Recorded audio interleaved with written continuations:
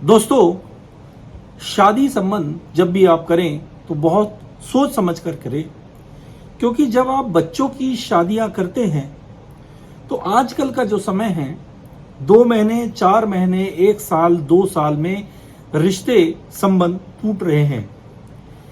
इसका कारण विशेषता यह है कि जब हम शादी कर रहे हैं तो हमसे बहुत सारे तथ्यों को छुपाया जाता है, कई सारी बातें हमसे छुपाई जाती हैं।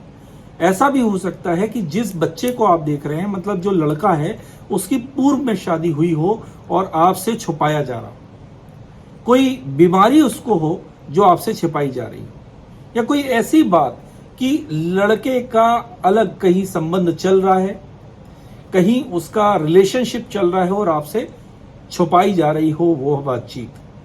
तो ऐसा लड़के के साथ नहीं, ऐसा लड़की के साथ भी हो सकता है कि लड़की का कहीं और जगह अफेयर चल रहा हो, आपसे छुपाया गया हो, लड़की को कोई बीमारी हो, या फिर लड़की एक बिलो एजुकेशन ली हुई हो। तो यह सारी चीजें संबंध को तोड़ रही है और बहुत जल्दी शादी संबंध टूट रहे हैं।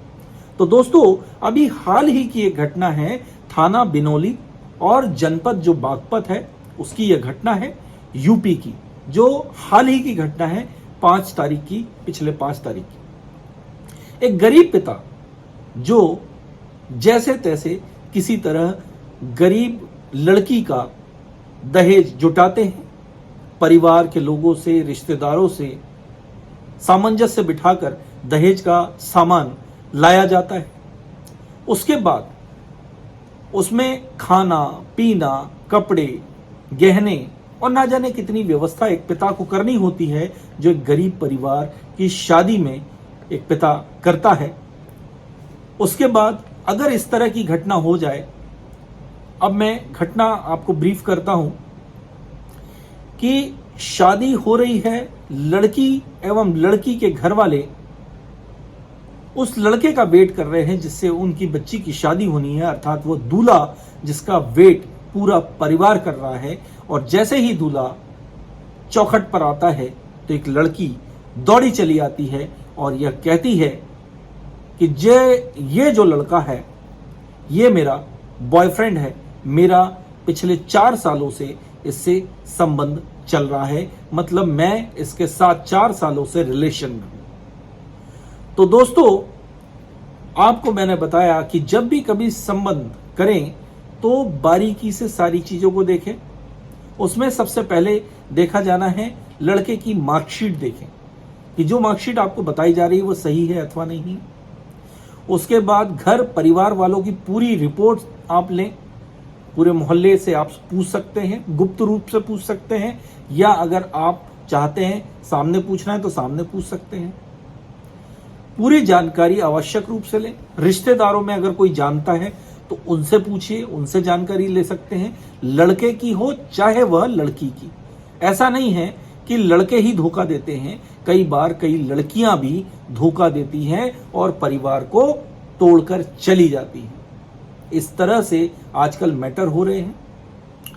और मैं अगर बात करूं इस यूपी के केस की, तो यह शादी जब टूटी तो दहेज का सामान अब क्या करेगा वह पिता, जो गरीब पिता है, उस दहेज के सामान का क्या करेगा।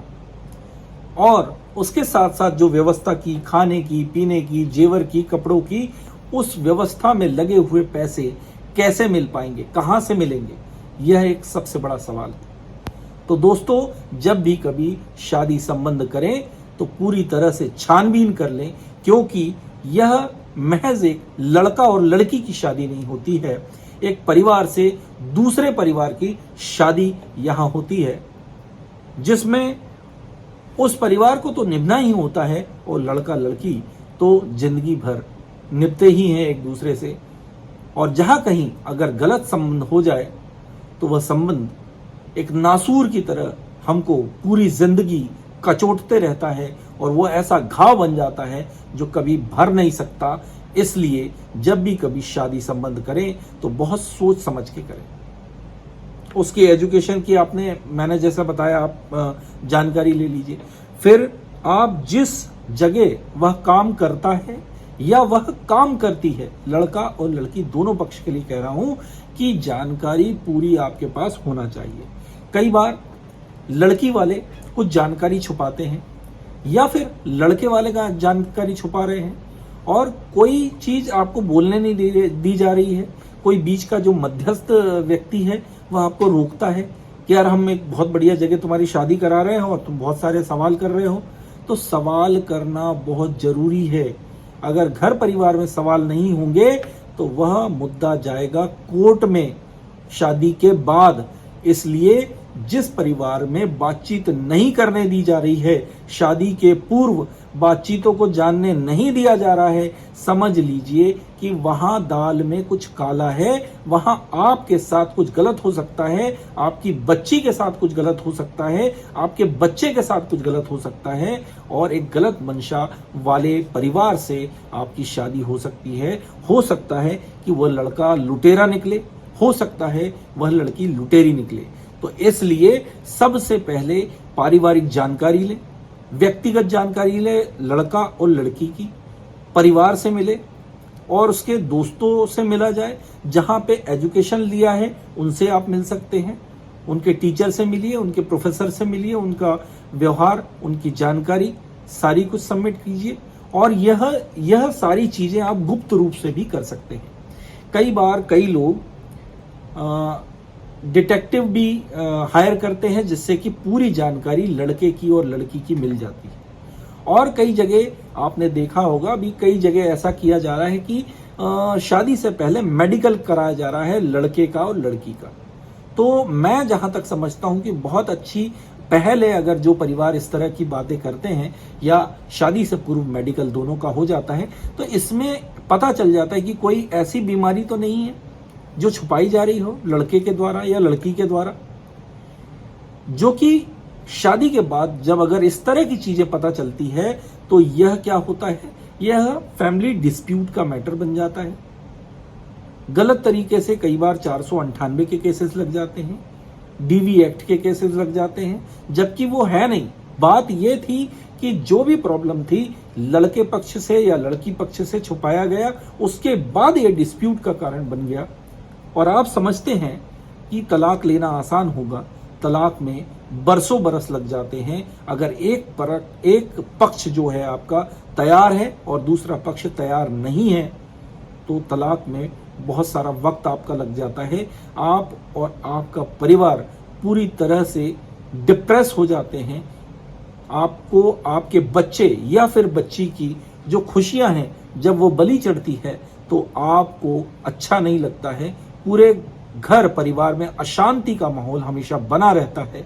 तो दोस्तों, जब भी कभी शादी संबंध आप करें तो आप पूरी तरह से जांच पड़ताल कर लें।